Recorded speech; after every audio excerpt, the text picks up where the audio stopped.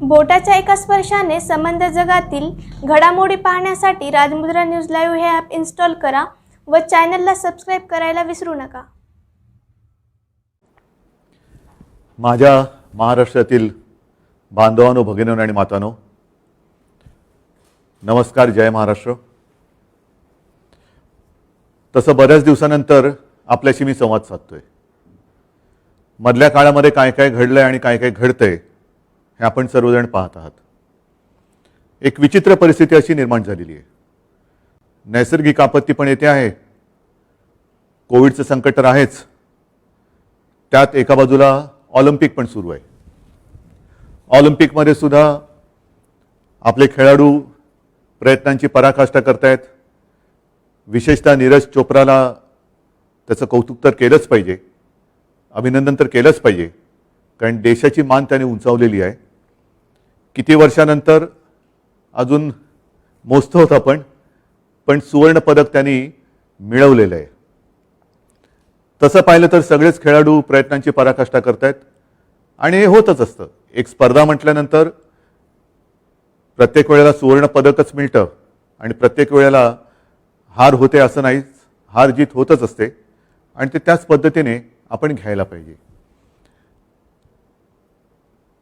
एक 7 दिवसानंतर आपला स्वातंत्र्य दिन येतोय, 15 ऑगस्ट. 75व्या स्वातंत्र्याच्या वर्षात आपण आपला देश पदार्पण करणार आहे. त्याच्या आधीचा सगळा इतिहास, तो संघर्ष, त्याला आता 75 वर्ष होत आली. 15 ऑगस्टला तर शुभेच्छा आपण देऊच, पण 15 ऑगस्ट स्वातंत्र्य दिन म्हटल्यानंतर त्यावेळेला जसं आपण एक इतिहास वाचत असताना जनतेने आपल्या कसा संघर्ष केला, त्यावेळेच्या पिढीने कसं झोकून देऊन आपल्यासाठी स्वातंत्र्य मिळवलं, तो काळ सगळा लक्षात घेऊन त्याच्या नुसत्या आठवणी काढून उपयोग नाही, तर आपण पण एक निश्चय केला पाहिजे. आपल्याला असं वाटलं होतं गेल्या वर्षी की 1 वर्षभरामध्ये कोविडचं संकट नाहीसं होईल. अजून काय जाता जात नाही आहे. कमी जास्त प्रमाणामध्ये ह्या लाटा येत जात आहेत, धडकत आहेत. किती लाटा येतील, किती वेळेला आपल्याला या लाटा धडकणार आहेत ह्याचा अजूनही अंदाज येत नाही.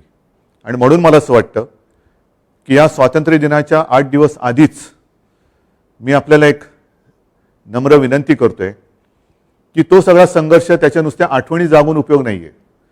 नाहीतर या अशा संघर्षाला आणि स्वातंत्र्याला काही अर्थ नाही आहे. आपण एक अशी एक जिद्द, आपण एक निश्चय केला पाहिजे, मी म्हणेन प्रतिज्ञा घेतली पाहिजे की जसं त्यावेळेला 150 वर्षाची गुलामगिरी, 150 वर्षाचं पारतंत्र्य आणि इंग्रजांचं राज्य हे आपण उलथवून टाकलं, तशीच ही कोविडची दहशत, कोविडची टांगती तलवार ही सुद्धा आता आपल्याला उलथवून टाकावीच लागेल. तिचा सुद्धा एकदा कायमस्वरूपी निचरा करावाच लागेल. कोविडबद्दल मी नंतर बोलणारच आहे, कारण मला कल्पना आहे की साधारणतः आपल्या सगळ्यांचं लक्ष आहे की मी नेमकं काय काय शिथिल, कुठे बंधनं शिथिल करणार आहे, कुठे अजून निर्बंध ठेवणार आहे, याच्याकडे आपलं लक्ष आहे. त्याच्याबद्दल मी थोडंसं बोलणार आहेच, थोडंसं नाही भरपूर बोलणार आहे. पण तत्पूर्वी ज्या काही नैसर्गिक आपत्तीला आपल्याला तोंड द्यावं लागतंय त्याचा आपण एक थोडासा विचार करण्याची आवश्यकता आहे. पावसाळ्याची सुरुवातच गेल्याही वर्षी आणि याही वर्षी चक्रीवादळाने झाली. गेल्या वर्षी निसर्ग चक्रीवादळ आपल्यावरती धडकलं, यावेळेला ते तोक्ते वादळ, चक्रीवादळ आपल्याला आपल्या किनाऱ्याला स्पर्शून गेलं. हानी करायची तेवढी केलीच त्यांनी. त्याच्यानंतर अचानक जो काही पूर आला, हे सगळे विचित्र होते. काही दिवसांचा, काही महिन्यांचा पाऊस हा एका दिवसात आणि काही तासामध्ये कोसळायला लागलेला आहे. त्याची कारणं आपण काही देऊ शकतो. ढगफुटी झाली, मग तुम्हाला अंदाज नाही का आला? अंदाज होता. वेधशाळेने आपल्याला अंदाज दिला होता की अतिवृष्टी होईल, पण अतिवृष्टी किती होईल ह्याचं परिमाण अजूनही मला नाही वाटत जगामध्ये कोणी मोजू शकलेलं असेल. पाऊस पडला म्हणजे असा काही तुफान पडला आणि पूर, आपली धरणं, आपल्या नद्या ह्या ओसंडून व्हायला लागल्या. मग काही ठिकाणी आपल्याला धरणांची पातळी कमी करायला विसर्ग करावा लागला पाण्याचा. मग ते सोडलेलं पाणी खाली सांगली, कोल्हापूर, तिथल्या नद्या फुगल्या, तिथल्या गावात गेलं, शहरात गेलं. इकडे वशिष्ठी, सावित्री या सगळ्या नद्यांना पूर आला. मग चिपळूण पाण्याखाली गेलं, महाड पाण्याखाली गेलं. एक गोष्ट मला आपल्याला आवर्जून सांगायची की आता हे दरवर्षीचं संकट आणि त्यातून येणारी आपत्ती, त्यातल्या त्यात अतिवृष्टीचा इशारा मिळाल्यानंतर आपल्या प्रशासनाने मी म्हणेन खरंच कौतुकास्पद काम केलं. जवळपास नाही म्हटलं तरी 4.5 लाख आपल्या नागरिकांना, माता बांधवांना त्यांनी सुरक्षित स्थळी नेलं. म्हणजे जिथे जिथे आपल्याला असं वाटलं होतं की इकडे पाणी येणार आणि आलं, जर का या नागरिकांना आपण वेळेत हलवलं नसतं, तुम्हीच विचार करा, 4,37,000 आणि काही अशा नागरिकांना आपण वेळेमध्ये स्थलांतर केलं नसतं तर काय आक्रीत घडलं असतं. आपण त्यांची जीवितहानी होऊ दिली नाही, हे एक थोडं समाधानाची बाब नक्कीच आहे. मात्र ज्या दरडी कोसळल्या त्याच्यामध्ये आपले रस्ते तर खचून गेलेच. काही ठिकाणी मी बघितलं, पन्हाळ्याच्या इथे वगैरे रस्ते खचलेत, घाट खचलेले आहेत.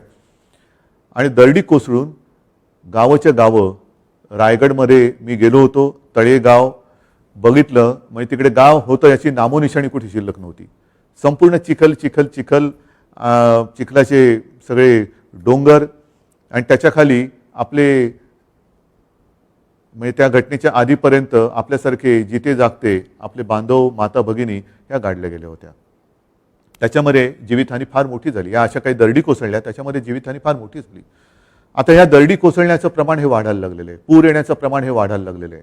एक 2-4 दिवसापूर्वी सिक्कीमचे मुख्यमंत्री माझ्या भेटीला आले होते आणि बोलता बोलता त्यांनी सुद्धा हेच सांगितलं की सिक्कीममध्ये सुद्धा दरडी कोसळण्याचे प्रकार आता वाढायला लागलेले आहेत. हे सगळं आता वेगळं वेगळं काहीतरी संकट आता आपल्या अंगावरती यायला लागलेलं आहे. असे एक म्हणतात की ग्लोबल वॉर्मिंगमुळे आईसबर्ग म्हणजे ज्या हिमनग हे आता वितळणार आणि वितळायला लागले, त्याच्यामुळे पाण्याची पातळी वाढेल. पण त्याचबरोबरीने आपण हा विचार नाही केला की आपण मग ते कोणतेही काम असेल, विकास कामं म्हणा, आणि विकास कामं नाही म्हटली तरी एक डोंगराचं आयुष्य म्हणा, ह्याचं मोजमाप केलेलं नाही आहे. मग या दरडी कोसळायला लागलेल्या आहेत. काही धोकाग्रस्त, दरडग्रस्त होऊ शकतील अशा काही वसाहती आहेत. आपल्याला आता कायमस्वरूपी विचार करावा लागणार आहे. म्हणून मी तिथे जेव्हा गेलो होतो, एक साधारणतः अशी एक परंपरा आहे, नाहीतर अशी एक पद्धत आहे की मुख्यमंत्री आल्यानंतर एका पॅकेजची घोषणा करतात. मी स्पष्टपणाने म्हटलं होतं, मी आल्याबरोबर ती पॅकेजची घोषणा करणार नाही, परंतु कोणालाही वाऱ्यावरती सोडणार नाही. आणि त्याप्रमाणे जे मी बोललो होतो, आल्यानंतर मंत्रिमंडळाची बैठक झाली, उपमुख्यमंत्री होते, सगळे मंत्रिमंडळातील सहकारी होते, त्यांनी सुद्धा ह्या पूरग्रस्त आणि आपत्तीग्रस्त विभागाचा दौरा केला होता. आज देखील अनेक मंत्री, जे पालकमंत्री आहेत, हे तिथे तिथे त्या त्या जिल्ह्यामध्ये या आपत्तीग्रस्तांच्या मदतीला आणि सहाय्यासाठी तिथे हजर आहेत. आम्ही एक आढावा घेतला काय करता येईल, कारण घरदारं तर वाहून गेली होती, घरादारामध्ये, दुकानांमध्ये चिखल झाला होता. आणि हा सगळा विचार केल्यानंतर तात्काळ आणि कायमस्वरूपी यासाठी 11,500 कोटी हा निधी, 11,500 कोटी रुपयांचा निधी आपण त्याच्यासाठी मंजूर केलेला आहे. वाटप सुरू झालेलं आहे. तात्काळ मदत आणि ज्याला आपण लॉंग टर्म म्हणतो अशा उपाययोजना याच्यावरती विचार करून आपण ते आता करणार आहोत. आजपर्यंत ही काय पहिली वेळ नाही आहे की अशी संकटं यापूर्वी आलीच नव्हती, आली होती. आल्यानंतर आपण साधारणतः काय करतो की तज्ज्ञांची एक समिती नेमतो. ती तज्ज्ञांची समिती अभ्यास करते, अहवाल सादर करते. अहवाल आल्यानंतर मग मात्र त्याची अंमलबजावणी होत नाही. मग कशाला नेमायच्या समित्या, कशाला घ्यायच्या अहवाल. आता ती वेळ ही गेलेली आहे आणि नवीन वेळ अशी आलेली आहे की आजपर्यंत ह्या ज्या काही अहवालामधल्या सूचना आहेत त्यासुद्धा मला येत्या आठवड्यात येत आहेत, त्यासुद्धा येत आहेत. त्या अहवालातल्या सूचना घेऊन त्याच्यावरती नुसता विचार मंथन नाही, चर्चा चर्वण नाही, तर जर गरज असेल तर वेळ प्रसंगी कठोर उपाययोजना करून आपल्याला हे पुढे येणारं संकट हे थोपवावंच लागेल. कारण नाहीतर मग नुसत्या याच गोष्टी होत राहणार. मी जिथे जिथे गेलो अनेक ठिकाणी, म्हणजे माझ्यासमोर मी आकडे ठेवलेले आहेत, निवारा 349 निवारा केंद्रांमध्ये जवळपास आपण 50,000 नागरिकांची सोय केलेली आहे, जवळपास 50,000. पण त्यांच्यापैकी ज्यांना मी भेटलो त्यांचं सगळ्यांचं म्हणणं हेच होतं की आता ह्याच्यावरती आम्हाला कायमस्वरूपी तोडगा द्या. एक तर आपल्याला ह्या धोकादायक वस्त्या आहेत ज्या कधी त्यांच्यावरती दरडी कोसळू शकतात, त्यांचं पुनर्वसन करावं लागेल. काही ठिकाणी जिकडे गावामध्ये पाणी घुसतं, चिपळूणमध्ये असेल, महाडमध्ये आहे, सांगली आहे, इकडे पाण्याचं व्यवस्थापन, पुराचं व्यवस्थापन हे करण्यासाठी एक दूरगामी योजना ही आपल्याला आखावीच लागेल आणि त्या दृष्टीने सरकार पावलं टाकतंय. हे झालं ह्या आपत्तीच्या बाबतीत. त्याच्यानंतर काही सामाजिक विषय आहेत. आपल्याला कल्पना आहे मधल्या काळामध्ये मी त्याच्यानंतर उपमुख्यमंत्री आपले अजितदादा आणि अशोकराव हे आपल्या देशाच्या माननीय पंतप्रधान मोदीजींना जाऊन आम्ही भेटलो होतो आणि त्यांना आपल्या राज्याच्या काही गोष्टींबद्दल सहकार्य करण्याची विनंती केली. बाकीच्या गोष्टी मी आता सांगत बसत नाही, पण त्याच्यात दोन गोष्टी होत्या. एक म्हणजे ह्या आपत्तीच्या वेळेला NDRFचे जे निकष आहेत मदतीचे ते आता जुने झालेत.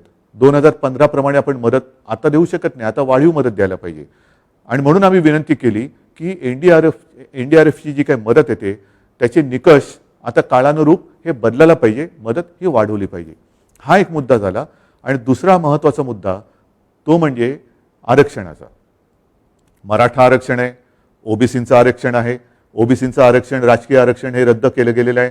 आपण ज्याला एम्पिरिकल डेटा म्हणतो त्याची मागणी केलेली आहे की आम्हाला जनगणना करायची आहे आणि ती जर केली गेलेली असेल तर त्याची माहिती केंद्राने आपल्याला द्यावी. आणि दुसरा महत्त्वाचा मुद्दा होता जो मराठा आरक्षणाच्या बाबतीत होता आणि आहे तो म्हणजे आरक्षण देण्याचा अधिकार. सर्वोच्च न्यायालयाने सांगितलं होतं की हा अधिकार राज्याला नाही, केंद्रालाच आहे. म्हणून आपण त्यांना विनंती केली होती एक तर आपल्या अधिकारामध्ये या समाजातील सगळे जे माझे गोरगरीब आहेत त्यांना त्यांचा न्याय हक्क मिळवून द्या, त्यांना आरक्षण द्या. आणि नाही तर 50% अट शिथिल करून आपण राज्यांना म्हणजे आम्हाला हा अधिकार द्यावा. आता ही विनंती केल्यानंतर 1-2 दिवसापूर्वी आपल्याला सर्वांना कल्पना आहे की हा जो आरक्षणाचा अधिकार आहे तो केंद्राने आता लोकसभेमध्ये त्याच्यावरती चर्चा चर्वण होईल, पण एक ते आता त्या घटनेत दुरुस्ती करतायत की 50 आपलं आरक्षणाचा अधिकार जो आहे तो राज्यांना परत देणार. माझी विनंती आहे आणि मला विश्वास आहे की नुसते अधिकार राज्याने देऊन आता होणार नाही, कारण 50%ची अट जोपर्यंत शिथिल होत नाही तोपर्यंत आपल्याला वाढीव आरक्षण हे देता येणार नाही. मग पुन्हा तो सगळा अभ्यास करावा लागेल आणि मग ते काय कमिशन नेमा, त्यांचा अहवाल घ्या, मग त्याच्यामध्ये ते सिद्ध करा. त्यापेक्षा 50%ची अट शिथिल करून आम्हाला तुम्ही द्या. आम्ही ज्यांना ज्यांना द्यायचं आहे, जे योग्य आहे त्या सर्वांना आमच्या अधिकारामध्ये आम्ही त्यांचे ते न्याय हक्क मिळवून देऊ. हे जर का नाही झालं तर नुसते अधिकार आपल्याला देऊन काही उपयोग होणार नाही. आणि मला विश्वास आहे की माननीय पंतप्रधान जसं त्यांनी राज्यांना अधिकार देण्याचं एक मान्य केलं तर ही अटसुद्धा ती काढतील हा मला विश्वास आहे. बघूया 2-4 दिवसात आपल्याला कळेल. आता हे झाल्यानंतर महत्त्वाचा जो मुद्दा आहे तो म्हणजे कोविड. अजूनही कोविड जात नाही आहे. ही आपत्ती अजून काही जात नाही आहे. किती वेळा आपण हे असं उघडझाप करत राहायचं. पहिली लाट आली, दुसरी लाट आली, गेल्या वर्षीचे सण आणि या वर्षीचे सण अजून तसे पूर्ण सुरू नाही झाले. अजून आपले गणपती बाप्पा यायचे आहेत, मग आपली नवरात्री सुरू होणार, मग दिवाळी येणार, हे सगळं सुरू होणार. गेल्या वर्षी सणांच्या नंतर 2 लाटा आपण अनुभवल्या. आज देखील तो सगळा काळ आठवला तर अंगावरती काटा उभा राहतो, अंगावरती काटा उभा राहतो. या काळामध्ये आपण एक गोष्ट शिकलेलो आहोत की जर हा संसर्ग थोपवायचा असेल तर कोविडसाठी ज्या काही आपल्याला गोष्टी पाळायच्या आहेत त्या पाळाव्याच लागतील. आता लसीकरणाचा वेग वाढलेला आहे. आपण एका दिवसामध्ये मला असं वाटतं की 8 लाख लोकांना लसीकरण केलेलं आहे. हा आपला एक मी विक्रम ह्या अर्थाने नाही म्हणत, पण ही आपली क्षमता आहे. 10 लाख 15 लाख इथपर्यंत सुद्धा आपण जाऊ शकतो. साहजिकच आहे लसचा साठा, लसचा पुरवठा हा जसा जसा वाढतोय तो वाढतोय. दर महिन्याला थोडा वाढत जातोय. तसा लसीकरणाचा आपला वेग हा सुद्धा वाढत जाणार आहे. पण जोपर्यंत लसीकरण एका ठराविक टक्क्यामध्ये आपलं पूर्ण होत नाही तोपर्यंत मात्र काही वेळेला आपल्याला काही गोष्टी या पाळाव्याच लागणार आहेत. मी जे आपल्याशी बोलतो आहे ते बोलताना आपण नुसतंच लॉकडाऊन करून गप्प बसलेलं नाही याची आपल्याला कल्पना आहे. आरोग्य सुविधा आपण वाढवत आहोत, दर वेळेला दर दिवशी वाढवत चाललेलो आहोत. पूर्ण राज्यामध्ये जर का तिसरी लाट आली, येऊन नये पण आली तर गेल्या वेळेला आपण कुठे कमी पडलो त्याचा आढावा घेऊन आरोग्य सुविधांमध्ये आपण वाढ करत चाललेलो आहोत. म्हणजे साधारणतः सांगायचं झालं तर लॅब ज्या आहेत, प्राथमिक गोष्ट कुठे होते सुरू? चाचणी, टेस्टिंग लॅब ह्या मी तुम्हाला अनेकदा सांगितलेल्या आहे. पूर्वी आपल्या राज्यात ज्या 2 होत्या त्या आपण आता 600च्या वरती नेलेल्या आहेत. नंतर आयसोलेशनचे बेड्स हे पूर्वी काही हजारात होते, आता जवळपास 4.5 लाखाच्या वरती आपण नेलेले आहेत. ICU बेड्स हे आयसोलेशन वेगळे आणि ICU वेगळे. ICUचे बेड्स आता आपल्याकडे साधारणतः 34,507 आहेत. ऑक्सिजनचे बेड्स हे आज आपल्याकडे 1,10,683 आहेत ऑक्सिजनचे, ज्याची गरज गेल्या वेळेला खूप आपल्याला लागली होती. साधारणतः 80,000 रुग्ण हे त्या पीकच्या वेळेला ज्यांना ऑक्सिजनची गरज होती त्यांना ह्या बेडचा उपयोग झाला होता. व्हेंटिलेटर्स आज आपल्याकडे साधारणतः 13,500 आहेत. बाकी मास्क वगैरे ह्या तर गोष्टी झाल्याच, त्या तर आहेतच. विशेष म्हणजे आपल्याला सर्वांना कल्पना आहे की गेल्या वेळेला एक फेब्रुवारीमध्ये आपल्याला असं वाटलं होतं की कोविड गेला. जशी आज परिस्थिती आहे तशीच त्यावेळेला होती, आजच्यापेक्षा अधिक चांगली होती. आज अजूनही आपण त्या आकड्यावरती आलेलो नाही आहोत. आणि मग विदर्भामध्ये थोडीशी आपल्याला एक वाढ दिसायला लागली होती, अमरावती आणि त्या परिसरामध्ये. सगळेजण सांगत होते कुटुंबाच्या कुटुंब बाधित होत आहेत, गावाच्या गावं बाधित होत आहेत, काय कळत नाही आहे, बंधनं अजून आम्ही लावतोय तरीसुद्धा काय होत नाही आहे. त्याच्यानंतर लक्षात आलं की तो जो काही व्हेरियंट होता, विषाणू होता कोविडचाच, पण अवतार बदललेला होता, डेल्टा, ज्याने आता जग व्यापून टाकलेलं आहे. म्हणजेच काय की आता विषाणूसुद्धा वेगवेगळे अवतार घेतोय. मग हे अवतार कळणार कधी आपल्याला? ते कळेपर्यंत त्याचा प्रसार झपाट्याने झालेला असतो. कारण डेल्टाचा प्रसार हा फार झपाट्याने होतो आणि त्याची घातकता सुद्धा म्हणजे फुफ्फुस वगैरे या आपल्या अवयवांवरती तो फार वाईट दुष्परिणाम करतो. तर हे वेळेत ओळखण्यासाठी मुंबई महापालिकेमध्ये गेल्या आठवड्यामध्ये आपण जिनोम सिक्वेन्सिंग लॅब सुरू केलेली आहे. देशामधली माझ्या माहितीप्रमाणे ही पहिली आणि एकमेव महापालिका आहे जिने आपल्या नागरिकांसाठी ही सुविधा उपलब्ध करून दिलेली आहे. साहजिकच आहे, मुंबई महापालिकेने ही लॅब सुरू केली म्हणजे फक्त मुंबईपुरताच त्याचा उपयोग मर्यादित राहणार नाही आहे. आपल्या राज्यात जिथे जिथे आपल्याला शंका येईल की इथे विषाणूचा अवतार बदलला आहे का, नवीन काही व्हेरियंट आला आहे का, अशी सगळी सॅम्पल्स इकडे आणून आपण त्याचं चेकिंग करू शकतो, करणार आहोत आणि वेळेमध्ये आपण सावध होऊ शकतो. आता या सगळ्या गोष्टी करत असताना साहजिकच आहे काही जिल्ह्यांमध्ये आपल्याला कल्पना आहे की गेल्या आठवड्यात आपण दुकानांच्या वेळा वाढवून दिल्या. एक 4 वाजेपर्यंत होत्या त्या 8 वाजेपर्यंत दिल्या. त्याच्यानंतर मॉर्निंग वॉक असेल, बाहेरचं फिरणं वगैरे असेल, ही बंधनं आपण शिथिल केली. हे करत असताना आपल्याला कल्पना दिली गेली होती की राज्यामध्ये कोविडची परिस्थिती संमिश्र आहे. राज्यात काही ठिकाणी कोविड तसा बऱ्यापैकी आटोक्यात आहे, काही ठिकाणी अजूनही काळजी ही घेणं गरजेचं आहे. आता काळजी घेण्यासारखी ठिकाणं कोणती आहेत? तर साधारणतः विशेष म्हणजे आता जिथे पूर येऊन गेला हे 6 जिल्हे म्हणजे सिंधुदुर्ग, रत्नागिरी, रायगड, सातारा, सांगली, कोल्हापूर हे पूर येण्याच्या आधीसुद्धा थोडीशी चिंताजनक तिकडे गोष्ट होती की कोविड रुग्ण हे कमी होत नव्हते. आता सुदैवाने आपण तिकडे टेस्टिंग वगैरे सगळं वाढवल्यानंतर पूर्णपणे लक्ष ठेवून आहोत की पूरग्रस्त भागामध्ये पाण्याच्या अनुषंगाने जे काही रोगराई येऊ शकते ती येऊ नये आणि कोविड तिकडे वाढू नये.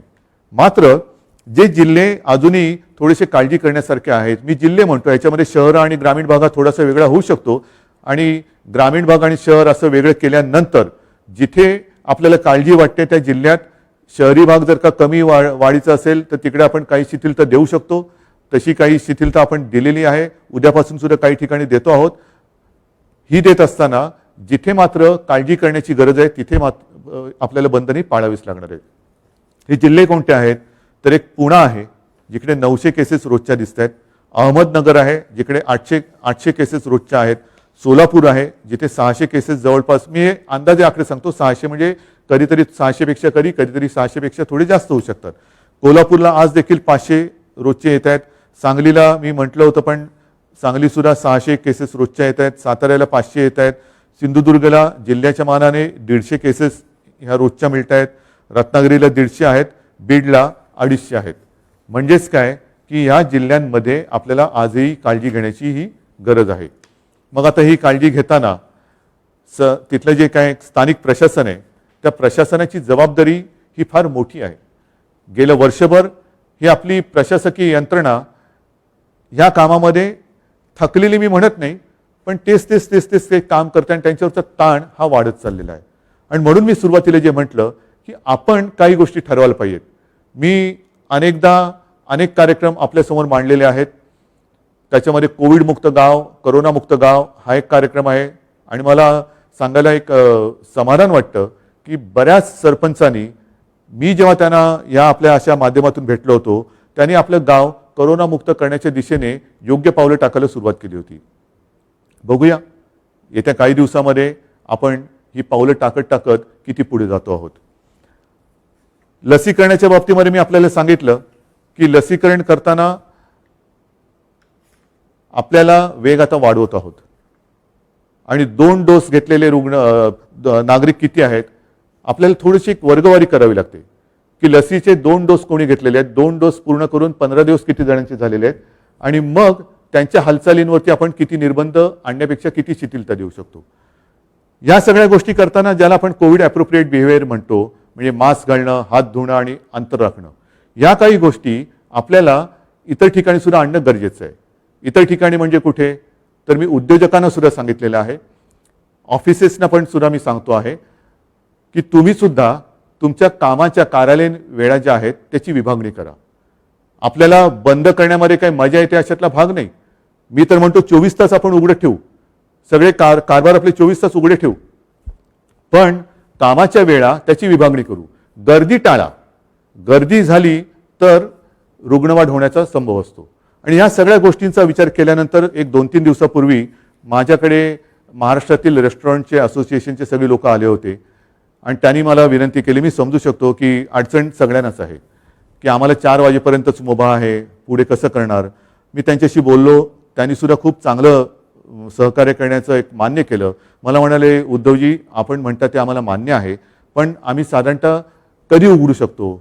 आणि मी त्यांना सांगितलं की येत्या सोमवारी म्हणजे उद्या आपण राज्यातल्या टास्कफोर्सचा जो एक आढावा घेतो, टास्कफोर्स एक आढावा घेतं आणि मग त्यांच्याकडनं काही नियमावली आपण समजून घेतो की काय करायला पाहिजे, काय करावं आणि काय करू नये. आणि तसं ते केल्यानंतर आपण रेस्टॉरंट्स आहेत, मॉल्स आहेत, मग आपली प्रार्थना स्थळं आहेत, हे एक टप्प्याने आपण सुरू करत जाणार आहोत. मात्र ह्याला नाही म्हटलं तर एक 8-10 दिवस लागणार आहेत. मला कल्पना आहे की सगळ्यांचा संयम आता तसा थोडा तुटत आलेला आहे, पण संयम तोडू नका. कारण हाच एक धोक्याचा क्षण असतो की ज्या वेळेला आपल्याला वाटतं की आता कोविड गेला, आता उघडायला काय हरकत आहे. काही जण हे उघडा ते उघडा, मी मागे सुद्धा बोललेलो आहे, थोडंसं एक काही आपल्या समाजातील घटकांना भडकवण्याचा प्रयत्न करतात. पण मी महाराष्ट्रातल्या जनतेला खरंच धन्यवाद देतो, मनापासून धन्यवाद देतो की अशा सगळ्या उचापत्याकारांना आपण बळी न पडता जे सरकार सांगते ते आपण ऐकत आहात. आणि म्हणूनच महाराष्ट्राचं कौतुक आज जागतिक पातळीवरती होते. मुंबई मॉडेलचं कौतुक आज जागतिक पातळीवरती होते की यांनी कोविडवरती कसं नियंत्रण आणलं. कौतुक आमचं होतंय, पण हे कौतुकाचे मानकरी माझ्या महाराष्ट्रातील नागरिक आहेत. आणि म्हणून हे सगळं श्रेय जे काय आहे, मध्ये एक सर्वे घेतला गेला आणि त्याच्यामध्ये नंबर 1 मुख्यमंत्री, देशामध्ये नंबर 1 मुख्यमंत्री, महाराष्ट्राचे मुख्यमंत्री उद्धव ठाकरे. म्हटलं मी नम्रपणाने सांगतो की हे श्रेय माझं नाही, मी नुसता निमित्त मात्र आहे. मी सांगतोय, आपण ऐकत आहात, कारण आपल्याला कल्पना आहे की मी ज्या ज्या काही गोष्टी सांगतोय त्या आपल्या हिताच्या आहेत. अनेक जण आपल्याला कल्पना आहे की आपल्या जवळचे आप्तस्वकीय मित्रमंडळी ही कालच्या कोविडच्या लाटेमध्ये आपल्याला सोडून गेलेली आहेत. हे सगळं कोविडचं थैमान आपण पाहिलेलं आहे. देशामध्ये काय झालं, इतर देशामध्ये काय झालेलं हे टीव्हीवरती आपण पाहिलेलं आहे. आपल्याकडे ते कोणत्याही परिस्थितीत होऊन द्यायचं नाहीये. ऑक्सिजन, त्या ऑक्सिजनला सुद्धा एक मर्यादा आहे. आपल्याकडे आज सुद्धा राज्यामध्ये आपण किती प्रयत्न केला तरी देखील एक साधारणतः 1300-1350 मेट्रिक टन दर दिवशी एवढंच आपण मजल गाठू शकलेलो आहोत. याचं कारण असं की ऑक्सिजनचे प्लांट्स लावायला सुद्धा काही वेळेला बाहेरून यंत्रसामुग्री आणावी लागते आणि ती आणून ती लावणं ह्याच्यामध्ये काही दिवस जात आहेत. मी मागेही आपल्याला सांगितलं होतं की गेल्या वेळेला साधारणतः 1700-1800 मेट्रिक टन दर दिवशी आपल्याला ऑक्सिजन लागत होता. 80,000च्या आसपास रुग्ण हे ऑक्सिजनची आवश्यकता असलेले आपल्या रुग्णालयामध्ये उपचार घेत होते. आणि म्हणून आपण आता असं ठरवलेलं आहे की काही शिथिलता आपण आता देत आहोत, बंधनं शिथिल करायला सुरुवात करत आहोत. परंतु एक साधारणतः तिसरी लाट जर का आलीच, कारण केरळामध्ये आता रुग्णवाढ दिसायला लागलेली आहे, इतर देशांमध्ये आता रुग्णवाढ दिसायला लागलेली आहे, तर रुग्णवाढ जर का व्हायला लागली तर रुग्णवाढीचा वेग लक्षात घेऊन साधारणतः आपल्याकडे जी ऑक्सिजनच्या बेडची एक संख्या आहे ती आपण किती दिवसात गाठू शकू ह्याचा एक अंदाज घ्यायचा आणि मग तितके दिवस आधी लॉकडाऊन करायचा. आपल्याला हे करावं लागेल. जर का आपण ह्या काही गोष्टी पाळल्या नाहीत, सार्वजनिक ठिकाणी मास्क घातला नाही, हात धुतले नाहीत, अंतर ठेवलं नाही, तर एक लक्षात घ्या, कोविड अजून गेलेला नाही. हा कोविड आजही आपल्या अवतीभोवती फिरतो आहे आणि त्याला आमंत्रण दिलं जाईल असं काही करू नका. असं काही करू नका. आपल्या हातामध्ये आहे. आपण कोविडची तिसरी लाट, तिसरं आक्रमण हे कसं थोपवू शकतो ते आपल्या हातामध्ये आहे. आणि ह्या सगळ्या गोष्टी आपल्याला सांगितल्यानंतर आज मी आपल्याला एक आपुलकीच्या याने सांगतो आहे की काही ठिकाणी आपण शिथिलता आणतो आहोत. जसं एक मुंबईचा विचार केल्यानंतर मुंबईमध्ये लोकल प्रवास कधी सुरू करणार, तर लोकल प्रवास आपण सुरू करतो आहोत आपल्या स्वातंत्र्य दिनापासून, 15 ऑगस्टपासून. 15 ऑगस्टपासून लोकल माझ्या मुंबईतल्या नागरिकांना तिचा उपयोग करता येईल. मात्र तो करताना पहिल्या टप्प्यामध्ये ज्यांनी लसीचे दोन्ही डोस घेतलेले आहेत आणि लसीचे दोन्ही डोस घेऊन ज्यांना 14 दिवस झालेले आहेत त्यांच्यासाठी पहिली आपण ही मुभा देतो आहोत. मी 15 ऑगस्ट का म्हणतो आहे, उद्यापासून का म्हणत नाही आहे, तर ते एवढ्यासाठी की आपण ह्या सगळ्या लसीकरण केलेल्या नागरिकांसाठी एक ॲप तयार केलेलं आहे. त्या ॲपवरती ॲपसुद्धा लवकर म्हणजे आज उद्यातच त्याची माहिती आपल्यापर्यंत पोहोचेल. त्या ॲपवरती आपण ॲप्लिकेशन एक अप्लाय करायचा की मी दोन्ही लस घेतलेला व्यक्ती आहे, लस घेतल्यानंतर मला एवढे दिवस झालेले, माझा हा बारकोड क्रमांक अमुक आहे आणि तो केल्यानंतर आपल्याला एक पास मिळेल. काही जण म्हणतील हे ठीक आहे, पण ज्यांच्याकडे फोन नाही त्यांना काय, त्यांच्यासाठी सुद्धा आपण मुंबईतील महापालिकेच्या विभागीय कार्यालयामध्ये ऑफलाईन सिस्टीमने हे पास देणार आहोत. आज साधारणतः मुंबईमध्ये जवळपास 19 लाख नागरिक असे आहेत की ज्यांचे लसीचे दोन्ही डोस झालेले आहेत आणि त्यांना डोस घेऊन 14 दिवस झालेले आहेत. म्हणजे पहिल्या टप्प्यात आपण आज 19 लाख लोक आपल्याकडे आहेत. 15 ऑगस्टपर्यंत दर दिवशी ह्याच्यात वाढ होत जाणार आहे. आणि मग एकदा का आपण ही सवय लावली, आपल्याकडे सगळ्यांकडे पासेस आले का मग साहजिकच आहे आपण रेस्टॉरंट असतील, मॉल्स असतील, ह्या सगळ्या गोष्टी ह्या टप्प्याटप्प्याने आपण उघड्या करू शकतो. म्हणून मला असं वाटतं की आधी ज्यांचं तळहातावरती पोट आहे अशा माझ्या नागरिकांसाठी आपण 15 ऑगस्टपासून लोकलचा प्रवास त्यांना सुरू करायला देतो आहोत. परंतु 15 तारखेपर्यंत ह्या ॲपवरती म्हणा, नाहीतर आपल्या महापालिकेच्या विभागीय कार्यालयात म्हणून जाऊन आपण ते पासेस घ्यावे, कार्ड घ्यावं, ही माझी आपल्याला नम्र विनंती आहे.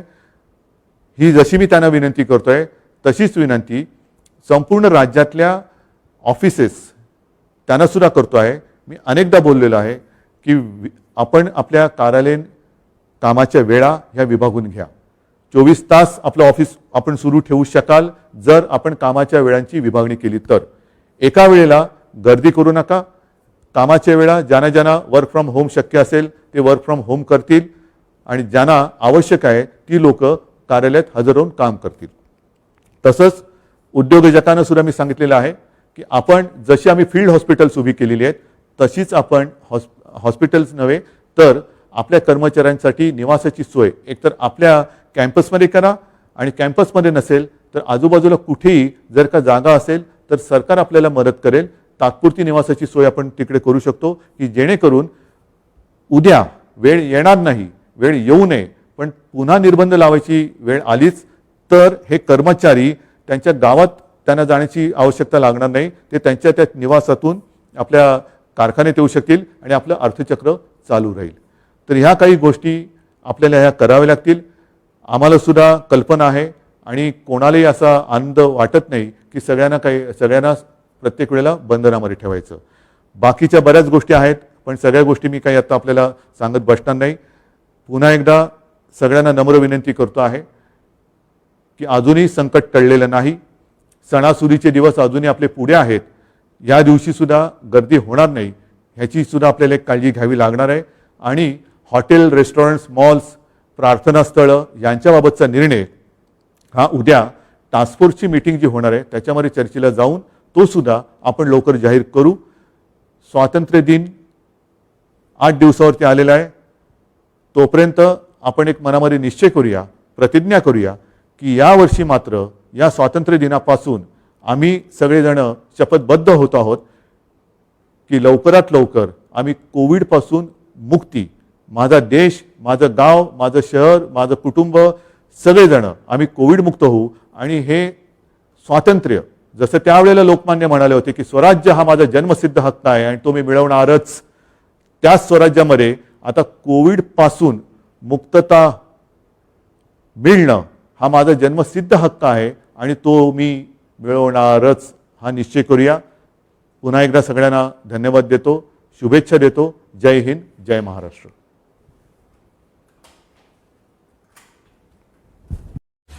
ताज्या घडामोडी पाहण्यासाठी राजमुद्रा न्यूज लाईव्हला सबस्क्राईब करा, बेल आयकॉन प्रेस करा.